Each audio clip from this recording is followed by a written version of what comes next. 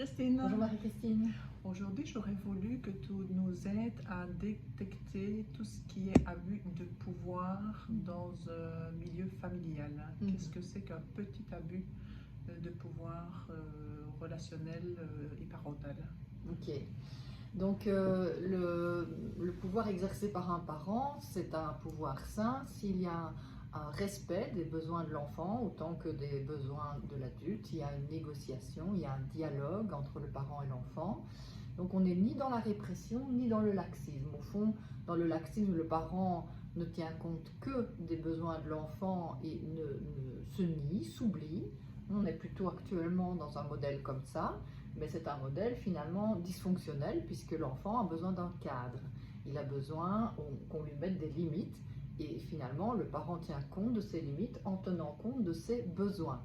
Mais on peut aussi être dans un modèle répressif autoritaire où là c'est juste l'inverse, c'est l'enfant qui doit satisfaire les besoins du parent et donc là aussi c'est tout à fait dysfonctionnel. Il n'y a pas donc de respect du besoin de l'enfant. Donc, par exemple, ce serait l'enfant qui doit absolument avoir des résultats scolaires performants, alors que l'enfant, il va faire de son mieux, il travaille dans sa chambre ou il travaille auprès de ses parents. L'enfant répond finalement à sa capacité et dans ses compétences. Et l'abus de pouvoir, ce serait de l'incriminer des mauvais résultats qu'il a obtenus à l'école. Ce serait un peu un abus de pouvoir de prendre ses idéaux finalement, c'est pas une faille finalement parentale de vouloir faire en sorte que l'enfant devienne performant à tout prix. Voilà, dans cet exemple-là, finalement, l'enfant doit servir le besoin de reconnaissance frustré du parent. Et donc, il n'y a pas de respect de l'enfant. L'enfant fait ce qu'il peut. Il ne doit pas être parfait. Mais là, si le parent, finalement, a un besoin de reconnaissance, il peut exiger de l'enfant d'être parfait. Et donc, d'avoir 10 sur 10, sans quoi il n'est jamais satisfait. Donc, pouvoir faire la différence entre l'enfant qui a fait de son mieux, qui a travaillé, mais qui a une difficulté de compréhension, une difficulté peut-être de capter la forme d'intelligence que la société, ou en tous les cas que le milieu scolaire veut à tout prix prôner comme étant le bon système d'intelligence, ou en tous les cas la bonne connaissance. Et l'enfant qui va se sentir impuissant ou qui va se sentir incompris dans les efforts qu'il essaie de faire, va à un moment donné entraîner son système nerveux à essayer tout le temps de faire mieux, de performer, de faire des efforts. Et on rencontre ce mécanisme également alors dans le burn-out. Donc cette prise de pouvoir sur une performance à tout prix va enclencher un driver du soit parfait, fait des efforts. Exactement, hein. Donc c'est cette exigence de performance quand elle n'a pas de limite. Quand on n'est pas capable à certains moments de dire stop, j'ai atteint ma limite, stop, je suis fatigué, stop, j'ai besoin de me ressourcer, eh bien là on est vraiment dans un comportement dysfonctionnel. Donc ça peut amener alors des rapports dysfonctionnels et des abus de pouvoir parce qu'une personne qui cherche justement la reconnaissance, qui va exiger d'elle-même à être parfaite, et bien finalement elle va attirer des personnes qui vont l'exploiter. Donc là, on est vite dans des rapports de pouvoir dysfonctionnels. Des mécanismes qui seraient délétères finalement sur le long terme. Voilà, c'est ça. Donc il y a également la famille dysfonctionnelle dans d'autres formes de pouvoir. Est-ce que tu pourrais nous donner peut-être un ou deux exemples d'abus de pouvoir dans un milieu familial? Autoritaire notamment, parce que c'est surtout ça.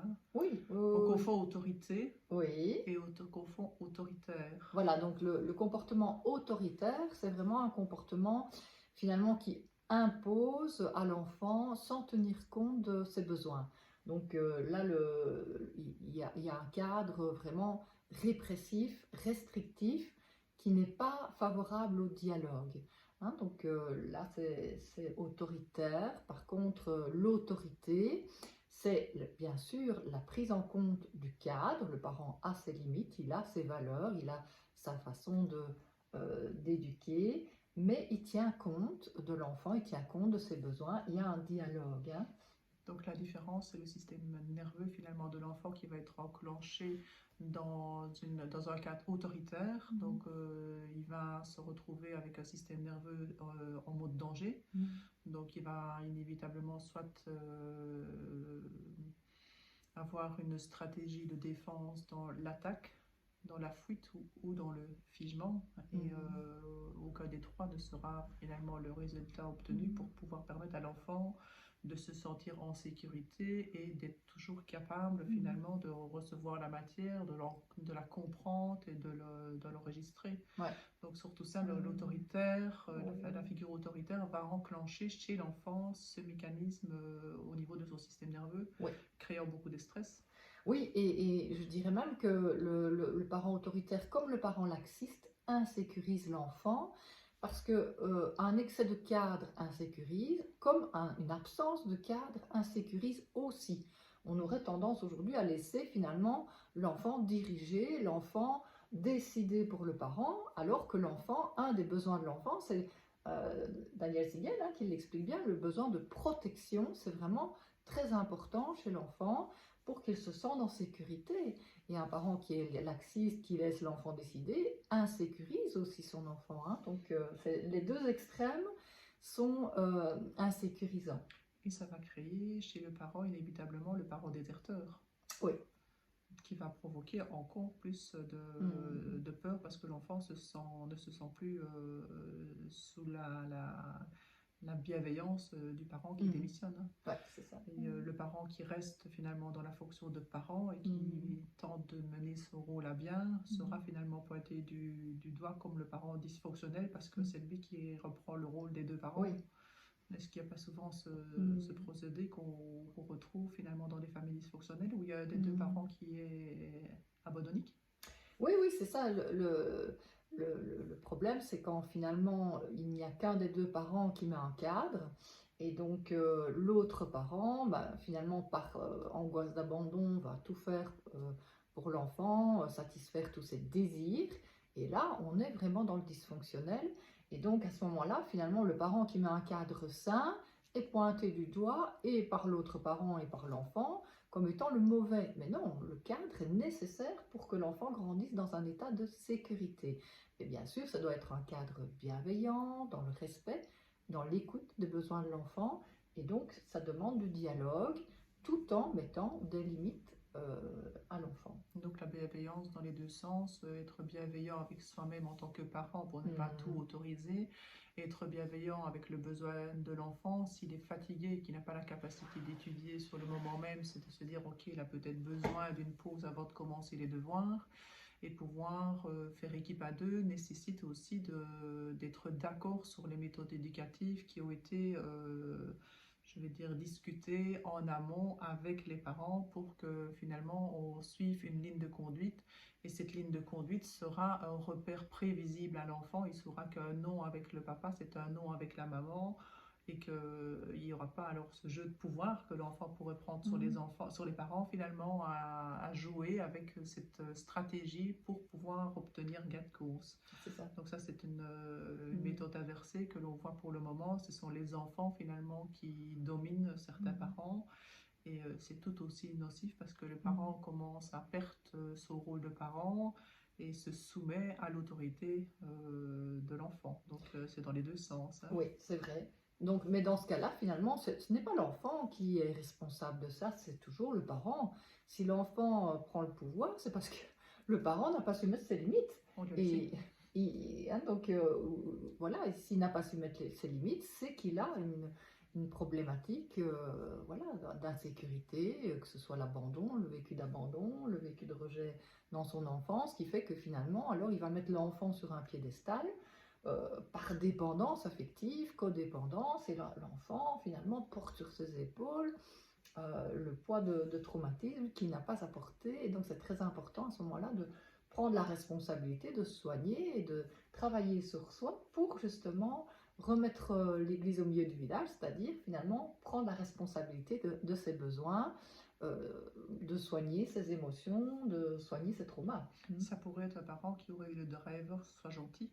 Voilà, par exemple, oui. Qui finalement n'ose pas s'affirmer dans les limites saines à donner à l'enfant. Voilà. Donc, par exemple, j'ai eu le cas d'un papa comme ça qui avait été maltraité par sa mère étant petit. Bah, du coup, ayant été maltraité, il attendait toujours l'amour qu'il n'a pas eu de sa mère. Et en attendant l'amour, bah, il faisait tout pour ses enfants au point de s'oublier. Le driver, soit gentil, hein, finalement, qui était la conséquence de la maltraitance de son enfance, eh bien, il l'a appliqué en s'oubliant pour ses enfants. Et ses enfants, finalement, étaient des petits tyrans avec lui. Et finalement, c'est lui qui a induit ça en s'oubliant Tout à fait. pour ses Le enfants. Hein. soi gentil, c'est aussi être gentil avec soi, Voilà, tout c'est autant ça. que d'être gentil avec l'autre Voilà, et voilà. pouvoir poser des limites saines. Exactement, oui. Donc, on voit aussi dans le soin gentil, même des parents, tu parles d'un cas de figure, je pense à un autre, un cas de figure où c'est quelque part la grand-mère qui fait l'autorité et la grand-mère prend le pouvoir non seulement sur la fille, la belle-fille, le beau-fils ou le fils, et la belle-mère, un peu comme un gourou, induit une obligation, par exemple, de répondre à la norme qu'elle a décidée. Cas de figure d'une fête familiale où c'est elle qui refuse catégoriquement qu'une partie de la famille aille à une fête sous prétexte qu'elle a un conflit avec un des membres du camp opposé. Et en tant que figure d'autorité, elle estime que celui qui va dans le camp adverse, c'est fini, on ne lui parle plus, il ne fait plus partie de la famille, il a choisi son camp. Là, par exemple, c'est un abus de pouvoir avec beaucoup de violence psychologique. Oui, là, on est dans un rapport autoritaire avec l'entourage. Hein. Donc, la grand-mère a une posture autoritaire. Elle n'écoute pas les besoins des autres. Elle impose finalement la satisfaction de ses propres besoins narcissiques au détriment des besoins de ses enfants.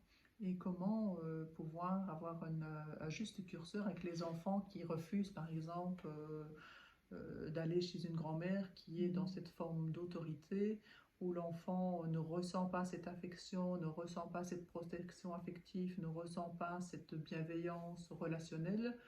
Et si un des deux parents est dans le soi gentil, il va imposer à son enfant d'aller au front, j'ai envie de dire, se confronter à ce genre de relation. Est-ce qu'il n'y a pas aussi un risque de dissonance chez l'enfant? Ah oui, tout à fait, parce qu'à ce moment-là, finalement, il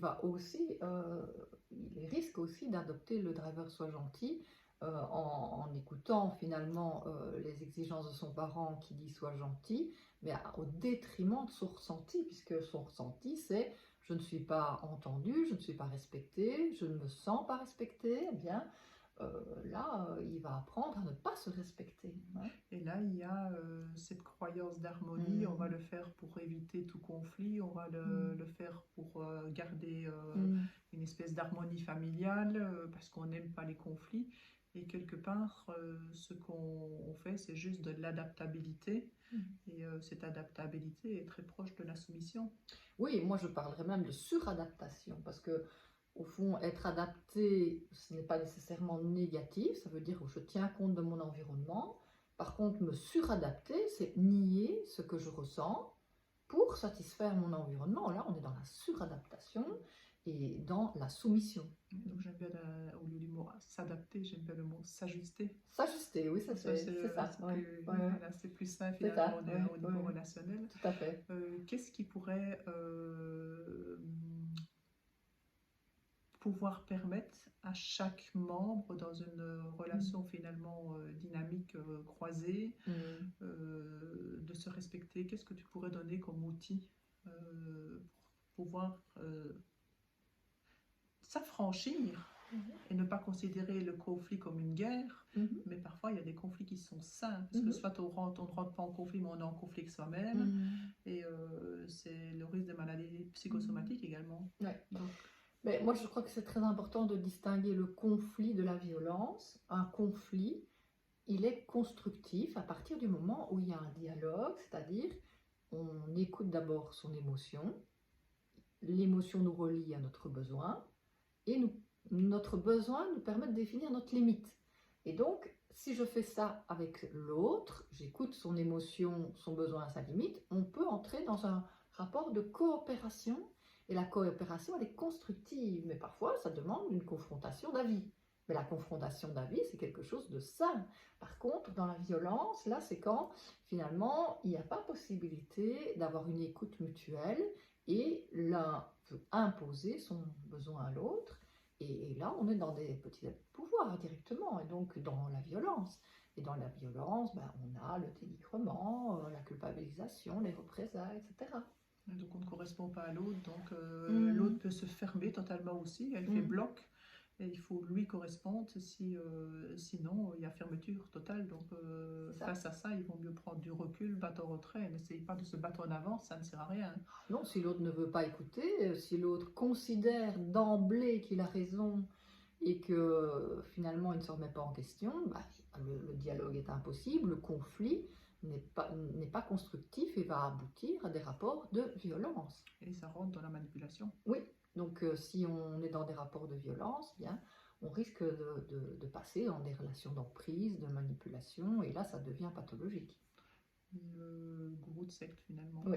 C'est un petit peu ça. Donc C'est si ça, on ne hein. correspond pas à la figure autoritaire, vous n'êtes pas conforme. Donc si vous n'êtes pas conforme, vous êtes le rebut. Mhm. C'est vraiment ça. C'est ça. Vous êtes rejeté et avec beaucoup de culpabilité à tort pour la personne qui est rejetée, voire même de la honte. Et la honte peut s'étendre au qu'en dira-t-on des proches, de la famille ou des voisins. On rentre finalement dans ce piège d'estime de soi aussi, parce qu'on va enfreindre la bonne estime de soi pour pouvoir correspondre à la surestime de l'autre. C'est ça. C'est l'ego qui contrôle tout. Voilà, c'est ça, hein. Donc quand l'ego finalement c'est quelque chose de sain, quand on écoute son émotion, son besoin et ses limites, et qu'on tient compte de l'ego de l'autre pour arriver à un rapport de négociation, de coopération, et là on est dans l'amour. Mais si l'ego contrôle tout, ça veut dire que finalement il n'y a pas d'amour, il n'y a pas de possibilité finalement d'être dans la coopération. Je me rends compte également qu'il y a une forte confusion dans notre société au niveau de la relation. L'enfant va s'attacher à son parent et pas le contraire. Et en somme, l'attachement que l'enfant aura perçu dans son milieu, soit il sera sécure, soit il sera évitant, soit il sera totalement insécurisé. Et ce processus va se remettre dans les relations ultérieures aux autres membres de la famille et également dans la relation de couple. Oui. Comment peut-on expliquer que l'adulte, une fois devenu adulte, reprend ce mécanisme de l'enfance ?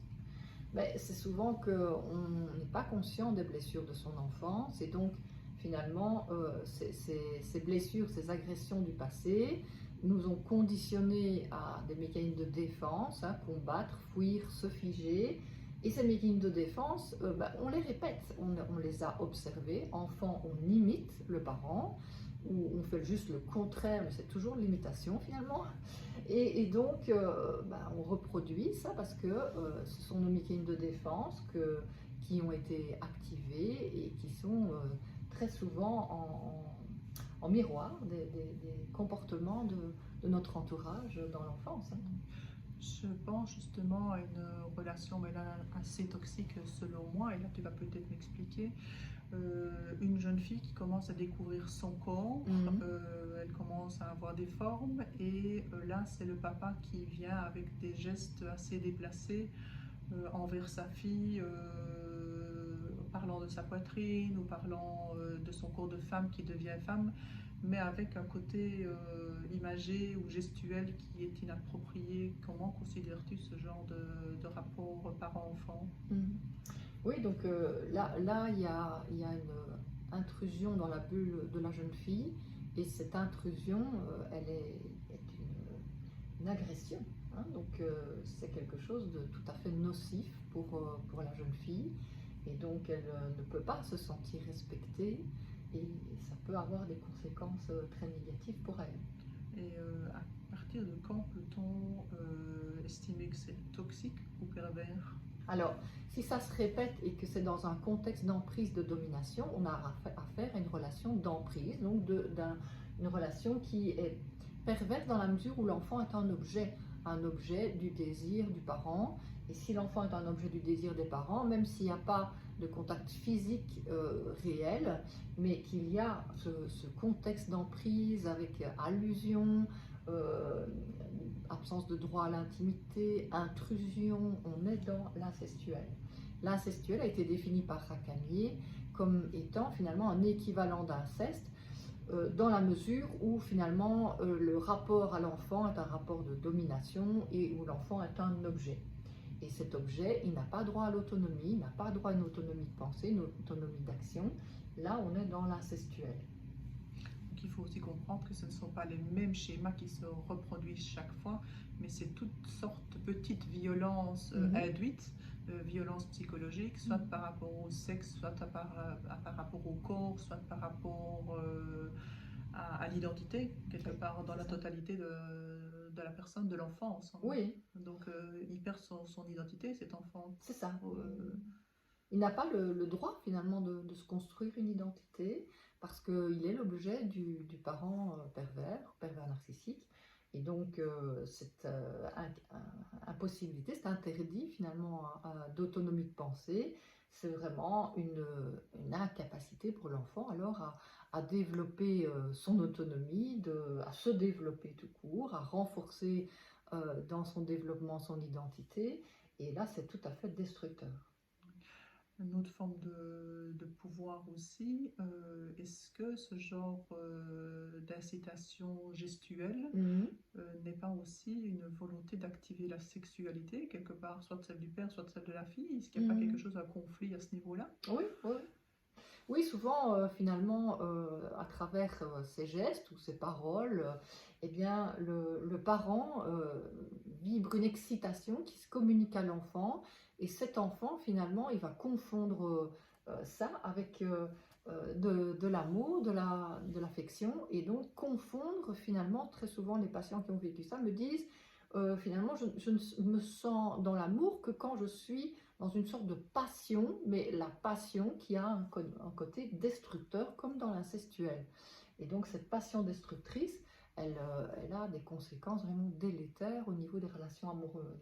Donc ce qui est difficile pour l'enfant qui s'est construit dans ce genre de famille dysfonctionnelle, l'enfant, il n'a aucun repère. Comment est-ce que cet enfant, à l'adolescence ou à l'âge adulte, va-t-il pouvoir construire des repères sains au niveau de son côté affectif et amour? Mais voilà, c'est justement que c'est important qu'il soit entouré de personnes qui puissent respecter son intimité, qui lui donnent un sentiment de sécurité pour pouvoir faire la différence entre un rapport sain à l'autre qui est basé sur le respect, sur la sécurité, la prise en compte de ses besoins, et un rapport à l'autre qui est malsain, insécurisant, teinté d'excitation passionnelle, mais tout à fait malsaine, où il y a intrusion, non-respect et donc une violation de son psychisme. Et toute cette excitation, inévitablement, enclenche également dans le corps de la personne un mécanisme de fuite, figement, attaque, parfois avec beaucoup de stress chez l'enfant. Donc un enfant qui a vécu énormément de stress relationnel, psychologique, soit par des négligences, des absences, des paroles violentes ententes, des paroles destructrices. L'enfant a emmagasiné tout ce stress dans son corps sans avoir la capacité de discernement de qu'est-ce qui réenclenche systématiquement le système nerveux dans ses relations à l'âge adulte. Donc il y a aussi cette excitabilité qui provoque de la suractivation chez certaines personnes. Comment pouvoir réguler justement ce système nerveux? Oui, donc cette suractivation du système nerveux est liée au rapport d'intrusion aux parents dans l'enfance. Et donc le réguler, ce système nerveux, ça passe par la prise de conscience que finalement il y a une insécurité. Si on est dans la surexcitation, l'hyperactivation, on est dans la partie combative du système nerveux, donc la conséquence des agressions de l'enfance. Et réguler son système nerveux, c'est pouvoir prendre conscience qu'on est dans un mécanisme de survie, d'insécurité, et aller chercher des ressources pour se sécuriser, s'apaiser, se donner le droit de lâcher prise et de pouvoir découvrir ce qu'est l'état de sécurité. Par exemple, la respiration, la cohérence cardiaque aide à découvrir ce que c'est l'état de sécurité, puisque à travers une respiration approfondie, avec un expire plus long, on peut arriver à apaiser le système nerveux et donc à découvrir ce fameux lâcher-prise qui n'est pas mental, qui est d'abord biologique. C'est notre système nerveux qui découvre l'état de sécurité, l'état d'apaisement et ainsi peut se réguler. Le modèle finalement qu'on vient de parler, il y a beaucoup de petites inductions comme ça sournoises, mais est-ce qu'on n'est pas dans un déni c'est pas grave? On entend quand même souvent, ça semble anodin dans un premier temps, et ça ne l'est pas du tout. Non, non, bien sûr, hein, le c'est pas grave, c'est un déni. Donc, si on est dans un état de mal-être, si on est dans un malaise, ben, c'est important de s'interroger du pourquoi. Hein, donc, Aussi bien le parent que l'enfant. Ben, oui, Mais l'enfant n'a pas la capacité de discernement Ben, que l'adulte devrait pouvoir retrouver s'ils sont de ses peurs. c'est ça. Si le parent lui-même a pris du recul ou s'est inhibé par rapport au comportement de l'autre, il y a le risque que ça soit descendant finalement sur l'enfant. C'est ça.